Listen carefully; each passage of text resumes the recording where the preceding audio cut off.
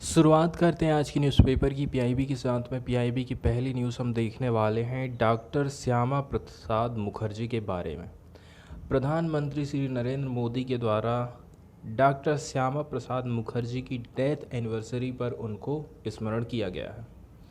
प्रधानमंत्री श्री नरेंद्र मोदी ने उनकी पुण्यतिथि पर उनको पुष्पांजलि श्रद्धांजलि अर्पित की है और ट्विटर में उन्होंने कहा है कि वे डॉक्टर श्यामा प्रसाद मुखर्जी की पुण्यतिथि पर उनको स्मरण कर रहे हैं। भारत की एकता को कायम रखने की दिशा में उनके अद्वितीय प्रयासों के लिए हर भारतीय उनका ऋणी है। उन्होंने भारत की प्रगति के लिए कड़ी मेहनत की और एक मजबूत और समृद्ध राष्ट्र का सपना देखा। हम उनके सपनों को पूरा करने के लिए प्रतिबद्ध हैं।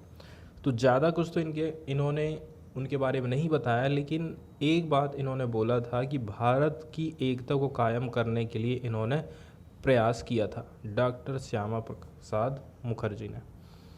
इनके बारे में कुछ बेसिक जानकारियां हैं, इनको हम देख लेते हैं। डॉक्टर श्यामा प्रसाद मुखर्जी का जो मेन सेक्टर रहा था वो था पॉलिटिकल का। इनका जन्म हुआ था 6 जुलाई 1901 में। He was the independent India's first Minister of Industry and Supply and founder of the भारतीय जन संघ। देखिए, जब हमारा भारत देश अंग्रेज़ों से आज़ाद हुआ तो उस समय में आज़ाद भारत के पहले इंडस्ट्री और सप्लाई मिनिस्टर बने थे डॉक्टर श्यामा प्रसाद मुखर्जी। इन्होंने भारतीय जनसंघ का भी स्थापना किया था। डॉक्टर श्यामा प्रसाद मुखर्जी का जन्म हुआ था बंगाली फैमिली में 6 जुलाई 1901 को। ठीक है। इनके पिता का नाम था आशुतोष मुखर्जी। ये थे जज कलकत्ता हाई कोर्ट के। बताया जाता है कि इन्होंने अपना जो प्रारंभिक एजुकेशन है वो भवानीपुर के मित्र इंस्टीट्यूशन में चालू किया था 1906 में। फिर इन्होंने मैट्रिकुलेशन का एग्ज़ाम पास किया and was admitted to Presidency College. School की शिक्षा के बाद इन्होंने प्रेसिडेंसी कॉलेज में एडमिशन लिया। ठीक है।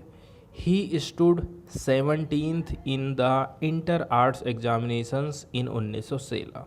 ठीक है। 1916 में इंटर आर्ट एग्जामिनेशन में इनकी क्या पोजीशन रही उसको बताया जाता है। इसके अलावा इन्होंने ग्रेजुएशन किया था इंग्लिश में और सिक्योर किया था पहली position in the first class in 1921। 1921 में इंग्लिश में ग्रेजुएशन किया था और पहली रैंक इन्होंने हासिल करी थी। आगे फिर इनके पिता की डेथ हो जाती है 1924 में। द सेम ईयर ही enrolled as advocate in Calcutta High Court, और फिर उसी साल ये कलकत्ता हाई कोर्ट में वकील के रूप में काम करना चालू कर देती। 33 की उम्र में डॉक्टर श्यामा प्रसाद मुखर्जी बनते हैं youngest vice chancellor of Calcutta university इन 1934।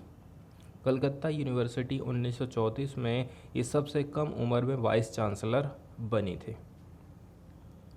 तो जब इनकी टर्म चल रही थी as a vice chancellor, Rabindranath Tagore delivered the university convocation address in Bengali पहली बार। ठीक है। तो जब ये वाइस चांसलर हुआ करते थे तो रविन्द्रनाथ टैगोर ने यूनिवर्सिटी का जो दीक्षांत समारोह हुआ था उसको एड्रेस किया था बंगाली में for the first time. And the Indian vernacular was introduce as a subject for the highest examination. और जो इंडियन वर्नाकुलर था उसको पहली बार इंट्रोड्यूस किया गया था एज ए हाईएस्ट एग्जामिनेशन। ये वर्नाकुलर मतलब होता है मातृभाषा, क्योंकि यहाँ पर बंगाली में ही दीक्षांत समारोह का आयोजन किया गया था। मुखर्जी ने डिमांड किया था partition of Bengal in 1946 to prevent the inclusion of Hindu majority areas in a Muslim dominated east Pakistan. इन्होंने सपोर्ट किया था, है ना, इन्होंने डिमांड किया था पार्टीशन ऑफ बंगाल का 1946 में, ताकि प्रिवेंट किया जा सके inclusion of its Hindu majority areas in Muslim dominated east Pakistan, ताकि जहाँ पाकिस्तानी मुस्लिम ज़्यादा हैं वहाँ पर मुस्लिम लोग रह सके और जिधर जो हिंदू है वहाँ पर अतिक्रमण ना कर सके। एक मीटिंग है जिसका आयोजन किया गया था महासभा के द्वारा 15 अप्रैल 1947 को तारकेश्वर। ऑथोराइज्ड किया गया था इनको to take step for ensuring partition of Bengal, और इसके लिए बंगाल के पार्टीशन के लिए, ठीक है, उनको पार्टिसिपेट करने के लिए बोला गया कि कुछ स्टेप आप उठाइए। फिर मई 1947 में श्यामा प्रसाद मुखर्जी ने एक लेटर लिखा था किसको, लॉर्ड माउंटबेटन को, और ये कहा था बेटन को कि Bengal must be partitioned even if India was not. ठीक है, उनका कहना था कि जब इंडिया अपने अस्तित्व में नहीं था उस टाइम में भी ये विभाजित था। He also opposed a failed bid for a united but independent Bengal made in 1947. But Surat Bose, the brothers of Subhash Chandra Bose and Hussain Saeed Suhardwi in Bengali Muslim politician। आगे फिर ये अपनी खुद की party का निर्माण करते हैं जिसका नाम रखा जाता है भारतीय जनसंघ। ठीक है, after he left the Indian National Congress due to difference of opinion with the then prime minister doctor Jawaharlal Nehru on Jammu and Kashmir issue. Jammu और कश्मीर के मुद्दे पर डॉक्टर श्यामा प्रसाद मुखर्जी और पंडित जवाहरलाल नेहरू दोनों में मतभेद था। यही मतभेद फिर इतना आगे बढ़ गया कि इन्होंने कांग्रेस को छोड़ दिया और अपनी खुद की पार्टी बना ली थी। तो ही को founded Janata party in the year 1977 से 1979 विच later on became the Bharatiya Janata party. उसके बाद फिर यही पार्टी बन जाती है भारतीय जनता पार्टी। श्यामा प्रसाद मुखर्जी की डेथ हो जाती है after the 40 days of being arrested by the Jammu and Kashmir state police for interning the state without permit. Jammu और कश्मीर में ये बिना परमिट के घुस गए थे, इसी के चलते चलते इनको गिरफ्तार कर लिया जाता है और गिरफ्तारी के 40 दिन के बाद में इनकी डेथ हो जाती है। He passed away in jail under mysterious circumstances. तो कुछ रहस्यमयी इनकी डेथ मानी जाती है। तो देखा जाए तो ये भारतीय जनता पार्टी इसलिए इनको याद कर रही है क्योंकि ये भाजपा के संस्थापक रहे हैं, को फाउंडर रहे हैं। पीआईबी की अगली न्यूज़ हम देखने वाले हैं राष्ट्रीय आयात निर्यात पोर्टल से संबंधित। भारतीय नरेंद्र मोदी के द्वारा एक वेबसाइट को लॉन्च किया गया है, भारतीय आयात निर्यात पोर्टल। ठीक है, इंडिया में जो ट्रेड हो रहा है, सालाना कितना एक्सपोर्ट हुआ, कितना इंपोर्ट हुआ, कौन कौन सी वस्तुओं का एक्सपोर्ट इंपोर्ट हुआ, ऐसी बहुत सारी जानकारी है। ऐसी जानकारी को एक ही जगह में अवेलेबल कराने के लिए सरकार ने एक वेबसाइट चालू की है, राष्ट्रीय आयात निर्यात पोर्टल। ये सभी जितने भी स्टेक होल्डर हैं उनको तुरंत डेटा प्रदान करके जो भी प्रॉब्लम आ रही है उसको दूर करने में मदद करने वाला है। इस वेबसाइट से दुनिया के 200 से ज़्यादा अधिक देशों को निर्यात किए जाने वाले 30 से ज़्यादा कमोडिटी मतलब वस्तुओं के ग्रुप से संबंधित महत्वपूर्ण जानकारी इसमें अवेलेबल रहेगी। इस पर आने वाले टाइम में ज़िलेवार निर्यात से जुड़ी जानकारी भी अवेलेबल हो जाएगी कि आप जिस ज़िले में रहते हैं उस ज़िले से कौन कौन सी चीज़ों का एक्सपोर्ट किया जाता है। इससे ज़िलों को निर्यात के महत्वपूर्ण केंद्रों के रूप में विकसित करने के प्रयासों को भी मजबूती मिलने वाली है, ऐसा नरेंद्र मोदी का कहना। तो ये तो था आयात निर्यात पोर्टल।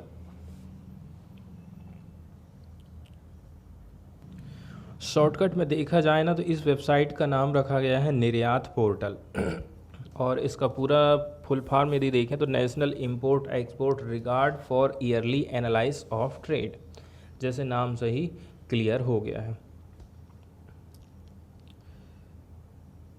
इसके बाद कुछ डेटा यहाँ पर बताया जाता है कि पिछले कुछ साल के दौरान भारत का एक्सपोर्ट तेज़ी से बढ़ा है। वाणिज्य और उद्योग मंत्रालय ministry of commerce and industry के डेटा के अनुसार मई 2022 में भारत ने $37 बिलियन का एक्सपोर्ट करा था। एक साल पहले मई 2021 में $32 बिलियन का एक्सपोर्ट किया था। पिछले साल से 15% की ये बढ़त है भारत ने पहली बार किसी फाइनेंशियल ईयर मतलब 2022 में 400 बिलियन डॉलर से ज़्यादा का एक्सपोर्ट का टारगेट भी 2021-22 में उसने हासिल कर लिया था। नए वाणिज्य भवन की भी आधारशिला रखी गई है। नए वाणिज्य भवन का उद्घाटन होने के बाद वाणिज्य और उद्योग मंत्रालय को नया और आधुनिक भवन मिल गया। जो इंडस्ट्री है उसको एक नई बिल्डिंग दी गई है। ये भवन इंडिया गेट के पास बनाया गया है। इसे एक स्मार्ट बिल्डिंग के रूप में डिजाइन करा गया है जो न सिर्फ ऊर्जा की बचत करता है बल्कि सस्टेनेबल बिल्डिंग की शर्तों पर भी खरा उतरता है। पीआईबी की एक और न्यूज़ आई है। राष्ट्रीय स्मारक प्राधिकरण 25 जून को महान योद्धा बाबा बंदा सिंह बहादुर का शहादत दिवस मनाएगा। लाल किले के लॉन और महरौली में कुछ कार्यक्रमों का भी आयोजन किया जाएगा। राष्ट्रीय स्मारक प्राधिकरण, ठीक है, 25 जून 2022 को महान योद्धा बाबा बंदा सिंह बहादुर का शहादत दिवस मनाया जाएगा। इनकी शहीदी को याद किया जाएगा। बाबा बंदा सिंह के बारे में यहाँ पर बताया जाता है कि ये महान सिख योद्धा और खालसा सेना के सेनापति थे जिन्होंने मुगलों को हराया, उत्तर भारत के एक बड़े हिस्से को आज़ाद कराया।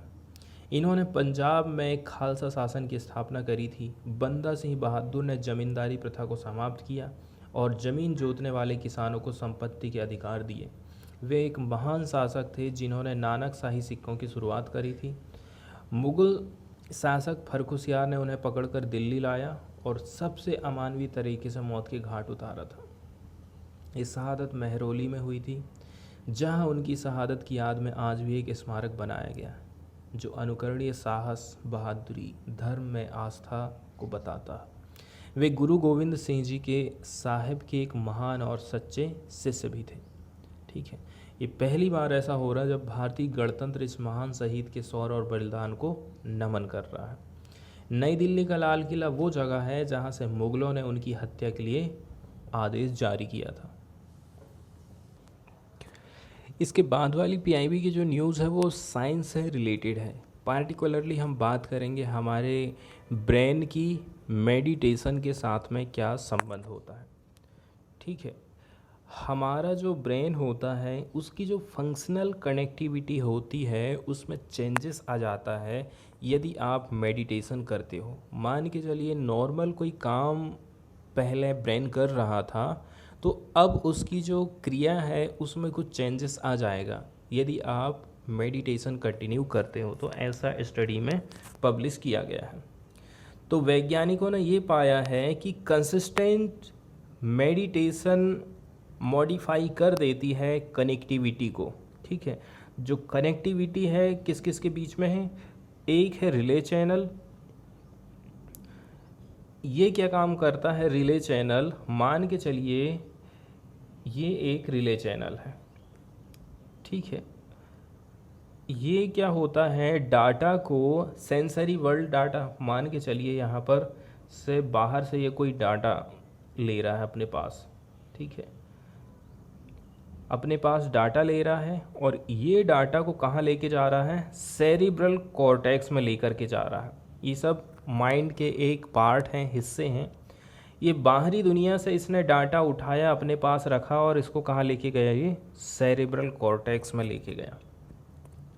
तो ये जो कनेक्टिविटी है, इस कनेक्टिविटी को आप और भी ज़्यादा मजबूत कर सकते हो मेडिटेशन या फिर योगा के माध्यम से, ऐसा साइंस की इस न्यूज़ में बताया जाता है। It allows a person to easily transitions into a state of deep meditation. इससे आपको फ़ायदा ये होगा कि आप डीप मेडिटेशन कर पाएंगे, making it easier to meditate, और आपका जो योगा करना है आपको उतना कठिन नहीं लगेगा। Meditation has been a mainstay in Indian tradition for ages. कईयों सदियों से, कईयों सालों से, ठीक है, हमारी ट्रेडिशन का एक हिस्सा रहा है, मेनस्टे रहा है। फिर भी देखा जाए वैज्ञानिक अंडरस्टैंडिंग, ठीक है, scientific understanding of different states of yoga has been limited. Yoga की जो अलग अलग अवस्थाएं रहती हैं उसकी वैज्ञानिकता लिमिटेड होती है। A number of EEG studies have found that a deep stage of meditation result in increase in theta delta waves। हमारे मस्तिष्क में थीटा तरंगें और डेल्टा तरंगें इससे बढ़ जाती हैं। These waves are caused during a relaxed stage but not in sleeping stage। ये जो हमारी तरंगें हैं ये कब उत्पन्न होती हैं? जब आप सो नहीं रहे हो। ठीक है, आप योगा कर रहे हो तो उसका मतलब ये नहीं है कि आप सो रहे हो। जब योगा आप करते हैं तो रिलैक्स हो जाते हैं। रिलैक्स होते समय ये जो थीटा और डेल्टा के तरंगें हैं वो उत्पन्न होती हैं हमारे दिमाग में। यहाँ पर देख लीजिए ब्रेन का पिक्चर दिखाया गया है। ठीक है, बिफोर एंड आफ्टर। ये पहले ऐसी कंडीशन थी, ये जो ब्लू वाला जो पार्ट आप देख रहे हैं ना, इसमें आफ्टर में ये ब्लू कलर कम हो जाता है। इसमें भी देख रहे हैं राइट वाला हिस्सा है ये पिक्चर माइंड का, और ये हिस्सा है लेफ्ट वाले हिस्से का।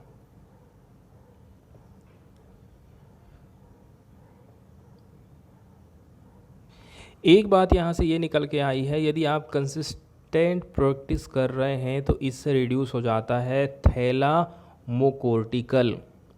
ठीक है, reduce thalamocortical connection with the sensory region of brain, जिसका संबंध किससे होता है? ब्रेन का वो हिस्सा जो सबसे ज़्यादा संवेदनशील होता।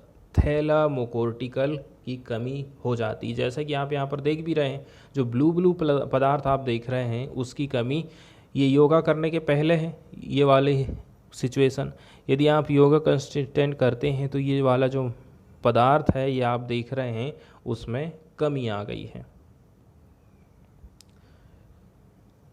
The findings were presented at the annual meeting of the International Society for Magnetic Resonance।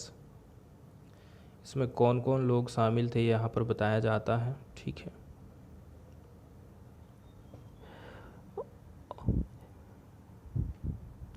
Resisting stage 5 minute, योग निद्रा 21 minute, resisting state 5 minute, breathing 10 minute की लीजिए, फिर रेस्टिंग की स्टेट है 5 मिनट की, फिर बॉडी स्कैन करिए 22 मिनट के लिए, और फिर रेस्ट कर लीजिए आप 5 मिनट का। एक्सपेरिमेंटल प्रोटोकॉल, जब ये एक्सपेरिमेंट कर रहे थे तो ये प्रोटोकॉल को इन्होंने जारी रखा था। अगली न्यूज़ हम देखेंगे द हिंदू से। द हिंदू की पहली खबर आई है एप्पल के प्रोडक्शन से रिलेटेड। ठीक है, एप्पल प्रोडक्शन को इस सिनारियो की यदि हम देखें तो सबसे ज़्यादा सेब की खेती होती है जम्मू एंड कश्मीर में। 70% हिस्सेदारी है एप्पल की खेती में Jammu and Kashmir. Himachal Pradesh second number पर आता है लगभग 20%। उत्तराखंड में है 2.52%। अरुणाचल प्रदेश में है लगभग 0.5%, और नागालैंड में है 0.09%। तमिलनाडु है 0.01%। तो ये तो था एप्पल का सिनारियो कि सबसे ज़्यादा एप्पल की खेती कहाँ पर होती है। न्यूज़ की तरफ हम चलते हैं तो जम्मू और कश्मीर के जो एप्पल फार्मर्स हैं वो सरकार से सपोर्ट चाहते हैं। They also demand storage facilities. वो चाहते हैं कि जिस प्रकार से ठंडी चीज़ों का स्टोरेज किया जा सकता है, मान के चल लीजिए दूध का स्टोरेज होता है, मछलियों का भंडारण हो रहा है, ठीक उसी प्रकार से एप्पल को भी हम लंबे समय तक स्टोर करके रख सकें और उसकी कीमत सही टाइम आने पर हम वसूल सकें। तो पहला कन्वेंशन, फर्स्ट एवर कन्वेंशन किसका? एप्पल फार्मर्स का। जम्मू और कश्मीर के ये किसान हैं, इसमें शामिल है हिमाचल प्रदेश, उत्तराखंड, ये सब लोग इकट्ठे हुए श्रीनगर में थर्सडे के दिन। एक रिजोल्यूशन था जिसको एडॉप्ट किया गया एट द वर्कशॉप। उनका कहना है जबकि एप्पल फार्मर कमाई करते हैं 4,300 करोड़ एक साल में, सब लोगों को मिला के देखा जाएगा, ठीक है, और the market value of the apples they sell in retail market is about 14,400 crore. यहीं इनका जो सेब है मार्केट में जाकर के 4,000 करोड़ से 14,400 करोड़ हो जाता है। बाकी जो रिमेनिंग 70% जो वैल्यू है, ठीक है, जैसे कि 10,000 करोड़ रुपए, वो किन के पास जा रही, किन की जेब में जा रही है? वो वेरियस स्टेक होल्डर में चली जा रही है, जैसे कि कारपोरेट प्लेयर्स हैं, इंटरमीडियरीज, कमीशन एजेंट हैं, इसके अलावा कोल्ड चेन ऑनर हैं, ट्रांसपोर्टर हैं, wholesale trader, retailer, credit institution and given as tax to government. इसके अलावा कुछ हिस्सा टैक्स के रूप में भी चला जाता है। तो एक मेन ऑर्गेनाइज़र इस वर्कशॉप का और फॉर्मर एमएलए रहे हैं MY त्रिगामी। इन्होंने द हिंदू को बताया कि ये जो हार्वेस्टिंग है सेब की, वो चालू होने वाली है अगस्त में।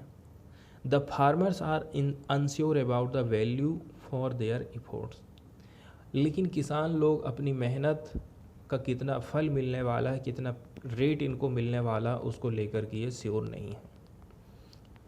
एप्पल की खेती जम्मू कश्मीर में तो लाइफलाइन मानी जाती है। 70% of the valley's population are dependent on the apple cultivation.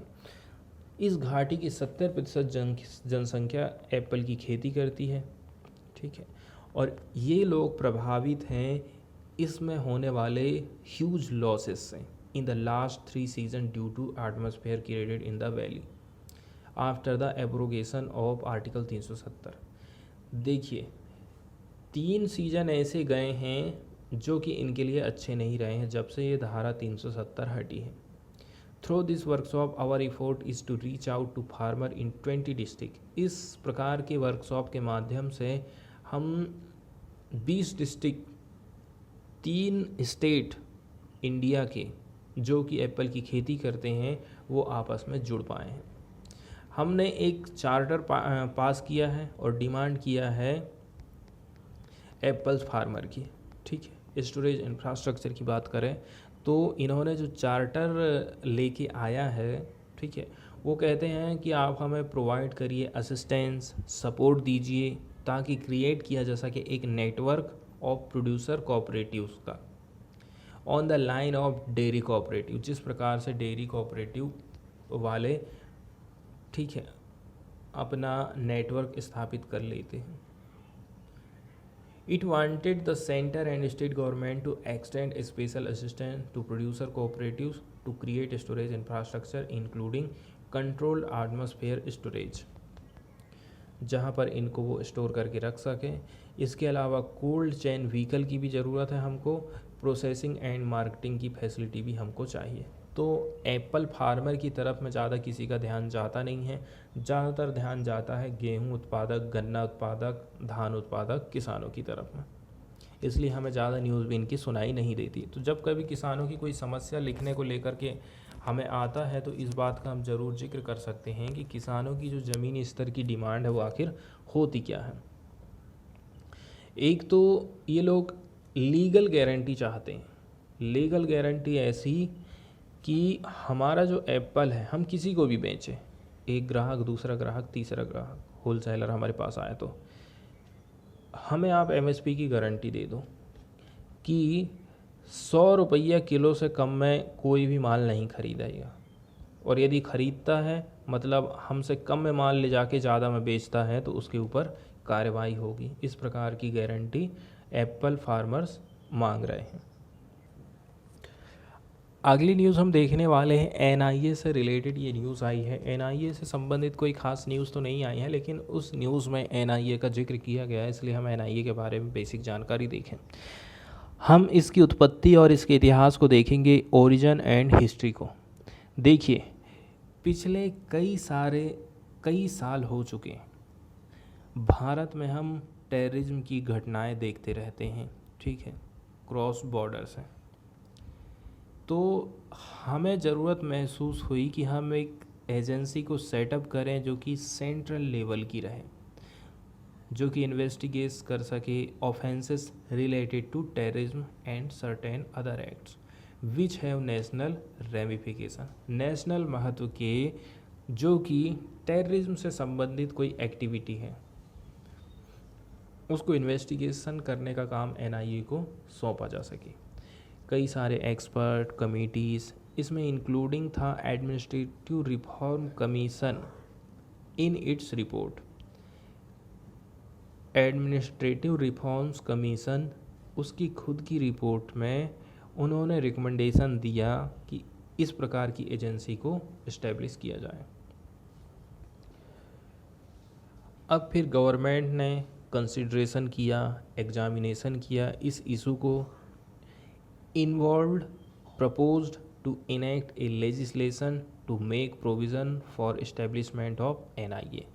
ठीक है, यदि हमें लेजिस्लेशन चाहिए, हमें इस प्रकार की एजेंसी चाहिए, तो हमें एक लेजिस्लेशन बनाना पड़ेगा, कानून बनाना पड़ेगा, फिर हम अपने कानून में इसको शामिल कर लेंगे। ये एक स्टैट्यूटरी बॉडी मानी जाती। इसको इंट्रोड्यूस हमने करे थे by the then home minister in the wake of 26/11 Mumbai terror attack. 26/11 का जो मुंबई टेरर अटैक था उसके बाद ही इसको स्थापित करने की बात उठी थी। ठीक है, और ये जो था बिल इसको पास कर दिया गया था पार्लियामेंट में विथ वेरी लिटिल अपोजिशन। थोड़ी बहुत विरोध हुआ था। एनआईए एक्ट क्या कहता है? इसको इनेक्टेड किया गया था 31 दिसंबर 2008 को and the national investigation agency was born, और यहीं से एनआईए का जन्म होता है। यदि वर्तमान में देखा जाए तो NIA is functioning as a central counter terrorism law enforcement agency. ये एक स्टैट्यूटरी बॉडी है जो कि वर्क करती है under the administrative control of ministry of home affair. तो जो एनआईए है वो गृह मंत्रालय के अंतर्गत काम करता है। इसके विज़न बताए जाते हैं जो कि हमारे उतने काम के नहीं हैं। इसका ये जो इन्वेस्टिगेशन करेगी उसके बारे में कुछ फैक्ट यहाँ बताए जाते हैं। इस एक्ट में ये उल्लेख किया गया है, इन्वेस्टिगेशन ऑफ केसेस में be conducted by officer of the rank of deputy superintendent. ठीक है, इन्वेस्टिगेशन कौन सा अधिकारी करेगा, कौन सा पुलिस करेगा? ऐसा व्यक्ति जिसकी रैंक होना चाहिए डिप्टी सुपरिटेंडेंट की, या फिर असिस्टेंट कमिश्नर के, या फिर ऑफ पुलिस और अबव, या फिर उससे ऊपर का कोई। The bill additionally empowers the officer of NIA of the rank of inspector और अबव टू इन्वेस्टिगेट केसेस। इसके अलावा इसमें पावर दी गई है इंस्पेक्टर की रैंक वाले या फिर उससे ऊपर वाले लोगों की कि आप भी इन्वेस्टिगेशन कर सकते हैं केस का। ठीक है, इसका हेड कौन रहता है? इसका हेड रहता है डायरेक्टर जनरल। इसको अपॉइंटमेंट करता है सेंट्रल गवर्नमेंट। स्पेशल कोर्ट की बात करें तो जो केंद्र की सरकार है, ठीक है, वो ट्रायल के लिए जो शेड्यूल ऑफेंसेस हैं जिनके नाम लिखे गए हैं कि इतने किस्म की ऑफेंस शामिल है, कॉन्स्टिट्यूट वन और more special court under section 11 and 22 of the NIA act. NIA act में ये किया गया है कि आप ट्रायल कोर्ट का भी प्रावधान कर सकते हैं। कंपोजिशन की बात करें तो special court shall be presided over by a जज to be appointed by the central government. उसमें कौन रहेगा? उसमें एक जज रहेगा जो उसको केंद्र सरकार नियुक्त करेगी। ठीक है, ये रिकमेंडेशन किसकी रहेगी? Chief justice of high court की रहेगी। सेंट्रल गवर्नमेंट यदि कभी ज़रूरत पड़ी तो अपॉइंट कर सकती है एक एडिशनल जज या फिर एडिशनल जजेस to the special court on the recommendation of chief justice of high court. 2019 में एनआईए एक्ट में कुछ अमेंडमेंट किए गए, कुछ संशोधन किए गए थे। ठीक है, तो नए जो संशोधन किए गए थे उसमें एनआईए को कुछ स्पेशल पावर दी गई थी। ठीक है, वो टेरर अटैक की जानकारी जुटा सकते हैं, उसको इन्वेस्टिगेशन कर सकते हैं, न केवल इंडिया में बल्कि इंडिया के बाहर भी। Investigation can also be conducted in other offences such as human trafficking. न केवल टेररिज्म बल्कि अब ह्यूमन ट्रैफिकिंग के भी केस इसके पास सौंपे जा सकते हैं। इसके अलावा सर्कुलेशन ऑफ फेक करेंसी को भी अब ये देखा करेगा। Manufacture and sale of prohibited arm. ठीक है, जिस प्रकार के आर्म्स के बारे में सरकार कहती है कि हमें निर्माण नहीं करना है, उसकी सेल नहीं करना है, उस प्रकार के हथियार यदि कोई व्यक्ति बनाता है तो वो भी एनआईए के अंडर में चले जाएंगे वो केस। इसके अलावा साइबर क्राइम भी एनआईए देखेगी। अब इस लॉ में इंक्लूड है section 66F of the information technology act in the schedule of NIA act, जो कि परटेंस करता है टू साइबर टेररिज्म को, ठीक है, जिसका संबंध साइबर आतंकवाद से है। एंड प्रिस्क्राइब्स पनिशमेंट, प्रिस्क्राइब्स का मतलब होता है निर्धारण करना, पनिशमेंट एक्सटेंडेड किया जा सकता है जीवन भर की कैद के लिए।